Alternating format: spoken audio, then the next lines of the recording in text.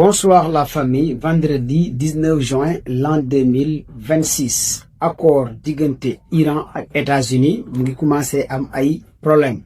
bien vrai que y a eu des parties yi nga xamante ne gars yi signé nañ ko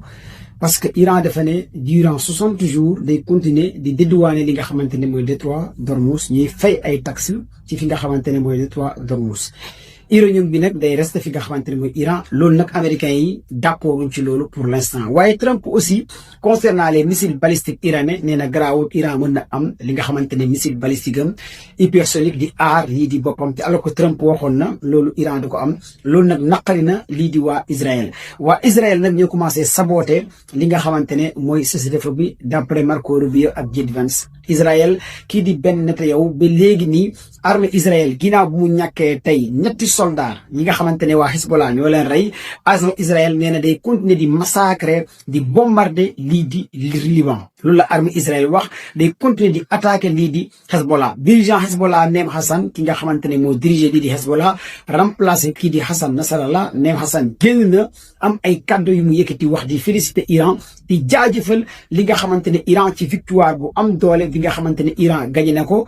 armes nucléaires yi li nga xamante ne uranium bi day des missile balistique yi da koy continuer di développer États-Unis dina ko jox plus de 300 milliards de dollars ci actifam yi nga xamante ne européens américains yi jot nañ ko gelé tous ces avoirs yi nga xamante ne yoroo nañ ko Iran dañu koy delloo lii di Iran jamono ji Riyad Irak Bahreïn ñu bëri ñu ngi manifester foofu ci réewu arab yi nga xamante ne ñoo nekkoon alliés américains yi di demander na base américains yi génn ci réew mi lu musul am fi nga xamante ne sa même Jidda am nañuy génn di manifester ne États-Unis ne quitté fi nga xamante ne seen i territoire loolu nag guerre bi moo ko waral parce que dañoo ne fu États-Unis nekk rek foofu noonu Iran am na capacité di leen rey di leen bombarder fi ñoom dañoo tayal dañoo sonn ci lii di base américains yi benn te yow nag nee na du bàyyi au sud de Liban armée Hezbollah bii di Israël Sha'al day des du génn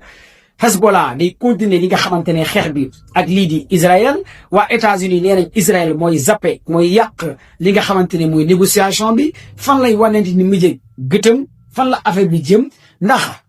États-Unis dina mettre pression ci Israël bàyyi wala du bàyyi wala génn au sud de Liban alors que Iran nee na forcément Liban dina bokk ci négociation yi Hezbollah dina ci bokk cessez-le-feu bi dina am ca Liban lii moo nekk li nga xamante ne jamono ji moo nekk à la une waaye nag bu ñu jëmee ca Russie Ukraine jamono ji tey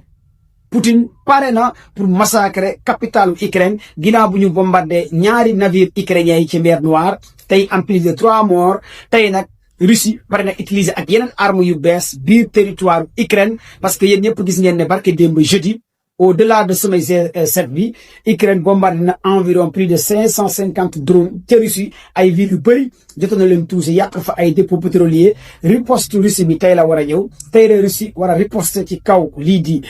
Ukraine Russie nag mu ngi artu Sergey Lavrov ministre des affaires étrangères bu Russie ak Dmitry Medvedev ñu ngi artu di alerter waa OTAN guerre une éventuelle guerre bi nga xamante ne OTAN mu ngi koy préparer ak Union européenne nekk ci ginnaaw OTAN ñoom ñëpp di préparer une guerre nekk ci ginnaaw Ukraine pour faire face avec lii di Russie du yomb ci ñoom ñu ngi jéem a utiliser ay Suède ay Finlande ay Pologne loolu la waa Russie wax te Russie nee na pare nga pour faire face avec OTAN une éventuelle guerre quelle que soit cette guerre. L'heure est vraiment grave commande nu bàyyi la et maximum de partage cette vidéo di leen jaajëfal yéen ñëpp pour yéen ñi nga xamante ne yéen a ngi suivre Poutine question bi mooy lan lay Poutine di xaar pour jekkali Ukraine ñu bëree bëri ñoo loolu la ñuy laajte yow aussi loolu loo ciy xaar jaa ngeen jëf